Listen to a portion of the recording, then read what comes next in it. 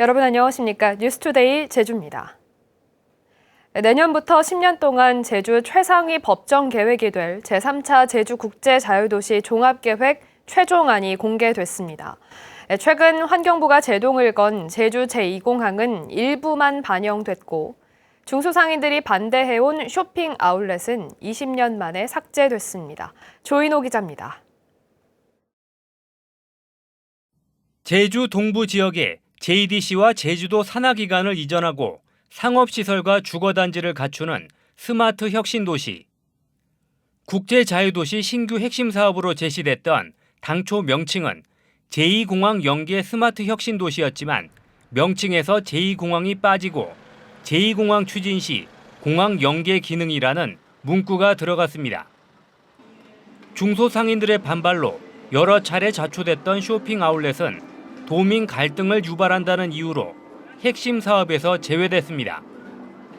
2001년 1차 계획에 포함된 지 20년 만에 쇼핑 아울렛이 제외되면서 기존 핵심 사업은 8개에서 7개로 줄었습니다. 반면 지난 6월 공청회까지 15개였던 신규 핵심 사업은 최종 보고회에서는 17개로 늘었습니다. 제주형 통합복지 전달 체계와 쓰레기 걱정 없는 제주, 의료체계 선진화와 미래농업센터 등 4개가 추가됐고 멀티 슬로프랜드와 친환경 드론허브 등 2개는 제외됐습니다. 네, 기존에 우리 국제자유 종합계획은 일자리 계획이었는데 이번에는 도민의 삶의 질을 상상시킬 수 있는 사업들을 환경 가치를 담을 수 있는 사업들을 이번에 핵심 사업으로 새로 제시를 했습니다. 방청객들은 환경을 보존하고 난개발을 억제하는 대책이 부족하다고 지적했습니다. 일본에는 전부 소각을 하고 있었어요. 그런데 우리는 여전히 지금 경도 소각과 매립을 같이 공존하고 있어서 우리는 언제까지 이 매립을 갖고 갈 것인가 하는. 중산간 순환도로 개편하는데 돈 제일 많이 쓸게요라고 하는 종합계획이 나온다고 하면 사람들의 어떤 의견이나 목소리 속에서 불만이나 내용들이 분명 있을 수밖에 없다고 생각이 듭니다. 제주도는 제3차 국제자유도시 종합계획 동의안을 오는 26일부터 열리는 도의회 임시회에 제출하며 동의안이 통과되면 내년부터 2031년까지 제주 개발의 가이드라인이 됩니다. MBC 뉴스 조인호입니다. 서귀포시 대정읍 알뜨르비 행장 일대를 평화대공원으로 조성하는 사업은 문재인 대통령의 공약이었지만 국방부가 토지 양도를 하지 않아 10년 넘게 표류하고 있습니다. 국방부가 무상 양도 대신 무상 사용에 긍정적 의사를 밝혀 사업 추진의 돌파구가 될지 주목됩니다. 오승철 기자가 보도합니다. 일제강점기에 지역 주민 토지를 강제 수용해 만들어진 대정읍 알뜨르비 행장. 제주도는 지난 2008년 이 일대 184만 제곱미터 부지에 제주 평화대공원 조성 계획을 세웠고 문재인 대통령의 공약에도 포함됐습니다. 하지만 국방부는 대체 부지 없이는 알뜨르비 행장 부지를 넘겨줄 수 없다는 입장을 고수해 사업은 10년 넘게 표류하고 있습니다. 이 문제에 대한 토론회에서 알뜨르비 행장과 함께 지질적, 문화적 가치가 높은 송악산까지 포함해 평화생태대공원으로 만들어 세계문화유산과 세계자연유산으로 등재하자는 주장이 제기됐습니다. 지금 평화대공원이라 돼 있는데 그건 알뜨르비 행장 부지만 가지고 얘기한 거거든요. 근데 이거를 송악산하고 연결시켜서 갔으면 좋겠다. 그래서 평화생태대공원 조성으로 가면 어떨까? 위성공 국회의원은 토지 양도 대신 국유재산을 50년 동안 무상 사용할 수 있도록 제주특별법과 국유재산 특례제한법 개정안을 발의한 상태. 중요한 것은 이제 무상 사용 또는 대체용지 제공에 따르는 것이었는데 이것에 대해서 많은 난색을 표시하고 있어서 한 50년 정도 무상 사용이 가능하게끔 하는 법안을 내놓았습니다. 국방부는 무상 사용에 대해서 반대하지 않지만 사용 기간에 대해서는 추가로 논의하자는 입장입니다. 50년 장기 사용 허가라는 부분이 있습니다. 50년 주게 되면 그 이제 대응을 탄력적으로 대응하는 부분에 어려움이 있을 것으로 예상이 돼서 또 이제 저희가 작전 환경 변화도 있고 해서 나중에 추가적인 논의가 이제 필요할 것으로 보입니다. 알뜨르 부지를 놓고 국방부와 접점을 찾아가는 가운데 관련 법률 개정과 주민 의견 수렴이 평화대공원 사업의 또 다른 변수가 될 전망입니다. MBC 뉴스 오승철입니다. 제주 지역 코로나19 감염 확산세가 잦아들지 않고 있습니다. 제주공항에서 지난달 국내선 면세점에 이어 새로운 집단 감염이 확인됐고 변이 바이러스까지 확산되고 있어서 방역 당국의 긴장은 커지고 있습니다. 박주연 기자가 보도합니다. 제주국제공항에서 또 다른 집단 감염이 확인됐습니다. 지난달 27일 지상조업 서비스 근무자 1명이 코로나19 확진 판정을 받은 이후 일주일 새 관련 확진자가 30명으로 늘었습니다. 같은 회사 동료와 가족, 지인 등을 거쳐 N차 감염으로 번진 겁니다. 한 회사에서 여러 항공사의 지상조업 서비스를 맡기도 하고 회사 소속이 달라도 같은 공간을 사용하는 경우가 많아 근무자들의 동선이 겹치면서 연쇄 감염이 발생한 것으로 추정되고 있습니다. 방역당국은 변이 바이러스 감염 가능성도 높아 모든 공항 직원을 대상으로 진단검사를 실시하기로 했습니다. 전체 전수 검사를 진행을 하려고 지금 오늘 명단을 지금 취합 중에 있습니다. 그래서 오늘 아마 이 명단이 보건소를 통해서 이제 명단이 갔을 것이고 여러 이제 공항이다 보니 이제 공항 운영상의 어떤 상황들도 고려해야 되기 때문에 3일에 걸쳐서 검사를 진행할 예정입니다. 문제는 외부로 확산되고 있는 감염.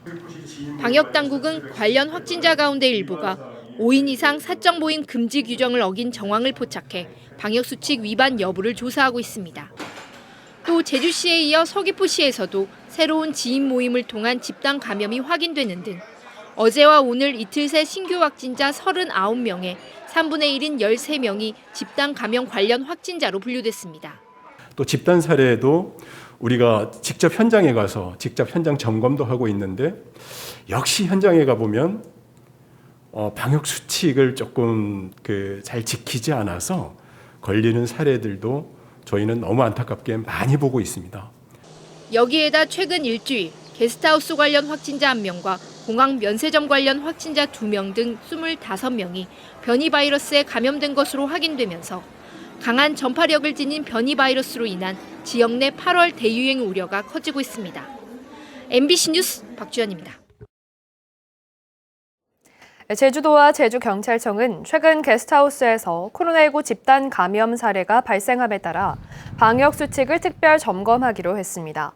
또 위법 사항에 강력히 대처하기 위해 민박 신고 요건 강화 등 제도적 보완을 검토하고 CCTV와 비상벨 등 방범 시설물도 늘리기로 했습니다. 제주도는 2018년 게스트하우스 강력 사건을 계기로 안전종합 대책을 수립하고 경찰과 8차례 실무협의회를 열었습니다.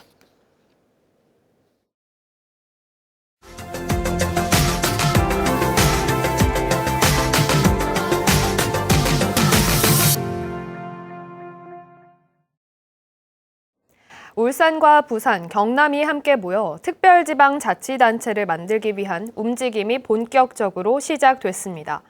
부울경 연합을 주도하던 김경수 전 경남지사가 자리를 잃은 데다가 부산시장도 바뀌어서 업무의 추진력이 예전만 하겠냐는 우려도 있지만 새 시도가 모두 초당적인 협력을 다짐했고 정부도 지원을 약속했습니다. 울산 MBC 유희정 기자입니다. 울산과 부산, 경남을 하나의 특별지자체로 묶어 수도권에 필적할 만한 대도시권으로 만들자는 부울경 메가시티 프로젝트. 부울경 새 지자체가 합동 추진단을 세워 이 같은 구상을 현실로 만들기 위한 본격적인 업무에 착수했습니다. 합동 추진단은 광역 대중교통망 구축 계획을 세우고 항만과 공항, 철도를 연결하는 물류 플랫폼을 만드는 등 공동 발전을 위한 밑그림을 그립니다. 소중한 출범을 축하도 하지만 다짐도 하는 자리라는 생각을 합니다. 우리 모두 한 뜻으로 힘을 합쳐서 대한민국 최초의 특별지방자치단체 잘 만들어 가기를 소원합니다. 합동추진단은 이번 달부터 내년 7월까지 한시적으로 운영되는데 추진단이 기대한 만큼의 역할을 해내는 데는 지자체장들의 의지와 협력이 필수적입니다. 부울경 메가시티 구상을 주도적으로 이끌었던 김경수 전 경남지사가 직을 잃으면서 협력 사업의 동력이 떨어질 것이라는 우려를 극복하는 것도 과제입니다. 사업과 사무들을 하루속히 빠르게 만들어 나가겠습니다. 이 과정 속에서 많은 이견이 있을 거지만은 서로 협력하고 양보하고 화합하는 정신으로 지자체장들의 소속 정당이 다를 경우 원만한 협의가 가능하겠냐는 걱정도 있지만 당장은 부울경의 이해관계가 부딪힐 만한 별다른 문제가 없고 지자체의 현안을 해결하는데 당을 떠나 협력하는 것도 어렵지는 않을 것으로 전망됩니다. 부울경이 갖고 있는 잠재력을 모두 이 하나로 모아서 그야말로 대한민국의 성장축을 이 동남권에 확고히 세울 수 있는 계기를 마련하는 자리라고 생각을 합니다. 정부도 적극적인 지원을 약속했습니다. 이 메가시티에서 추구하는 사업 내용, 광역권 사업에 대해서 앞으로 모든 부처가, 정부처가 지원을 아끼지 않아서 반드시 실천되도록 하겠습니다. 부울경 합동추진단은 정부로부터 특별지자체 설치를 위한 재정적 지원과 함께 조직과 인력도 배정받을 수 있게 돼 안정적인 업무 추진이 가능할 것으로 기대됩니다. MBC 뉴스 유희정입니다.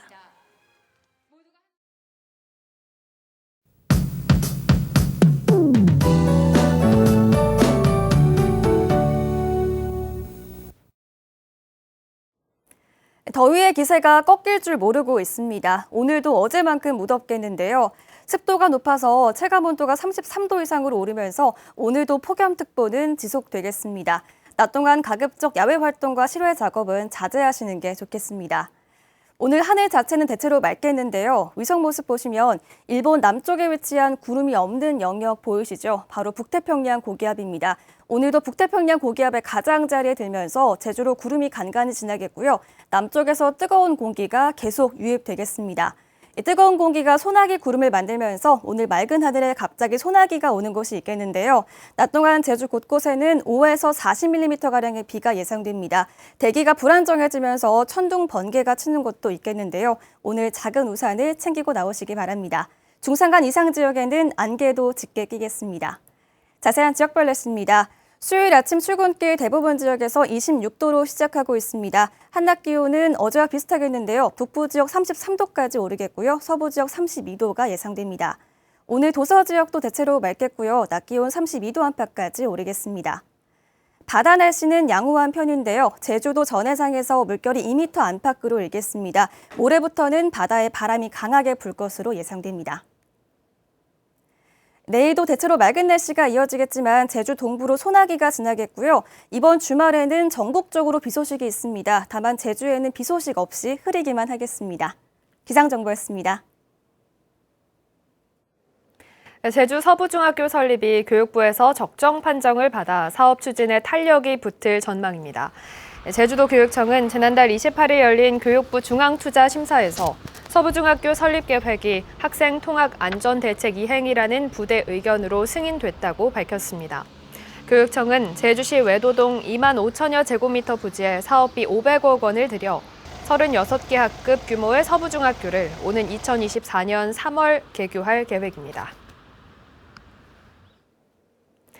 제주 지역 유일 재활 전문 공공의료기관인 제주권역재활병원의 의료 환경 개선이 추진됩니다. 제주도는 올해 제주권역재활병원에 운영비 25억 원과 공공재활 프로그램 진행비 1억여 원 등 29억 1,400여만 원을 지원한다고 밝혔습니다. 제주권역재활병원은 지난 2014년 개원해 뇌졸중과 외상성 뇌손상 분야 등에서 진료 서비스를 제공하고 있으며 2019년 이용 환자는 7만여 명으로 개원 첫 해보다 2배 가까이 늘었습니다. 제주 지역 소비자 물가가 4개월 연속 3% 넘게 올라 서민 부담이 가중되고 있습니다. 호남지방통계청 제주사무소에 따르면 지난달 제주도 소비자 물가 지수는 109.04로 지난해 같은 달에 비해 3.2% 올라 지난 4월 이후 4개월째 상승세를 이어가고 있습니다. 품목별로는 시금치가 38.3%, 돼지고기 6.5%, 경유 5.7% 오르는 등 서민 생활과 밀접한 농수축산물과 공업제품 가격이 대거 올랐고 전기와 통신 요금은 내렸습니다. 제주형 지역화폐인 탐나는전의 발행 규모가 당초 계획보다 대폭 늘어날 것으로 보입니다. 제주도는 최근 탐나는전 2,500억 원어치의 추가 발행을 행정안전부에 신청했습니다. 제주도는 올해 탐나는전 1,500억 원을 발행했지만 소진돼 700억 원을 1차로 추가 발행했는데 2,500억 원이 추가 발행되면 당초 계획의 3배가 넘는 4,700억 원으로 늘어납니다. 온라인과 오프라인을 연계한 제주 가상여행 프로그램인 제주 척 캠페인이 중화권에서 인기를 끌고 있습니다. 제주관광공사에 따르면 지난 4월부터 중국 광저우와 상하이, 선양 등에서 시작한 제주 척 캠페인의 온라인 방문 횟수는 9천만 회에 이르고 있습니다. 또 오는 22일까지 홍콩에서 진행되는 행사에서는 항공기를 타고 제주 상공을 비행한 뒤 올레길을 걷는 가상현실 프로그램을 운영하고 있습니다. 제주도 내 초등학교에서 정규 수업 이후에 원하는 학생을 대상으로 수학과 국어, 독서 등을 지도하는 학습 역량 도움 프로그램에 대해 교사들이 긍정적인 반응을 보이고 있습니다. 제주도 교육청이 초등학교 교사 487명을 대상으로 조사한 결과 96.9%가 학습 역량 도움 프로그램이 학생들의 학력 향상에 도움이 된다고 답했고 83%는 프로그램을 계속 운영해야 한다는 의견을 보였습니다. 다만 담당 교사들의 업무 부담과 참가 학생들의 시간 조정 등은 해결 과제로 꼽았습니다. 뉴스투데이 제주를 마치겠습니다. 고맙습니다.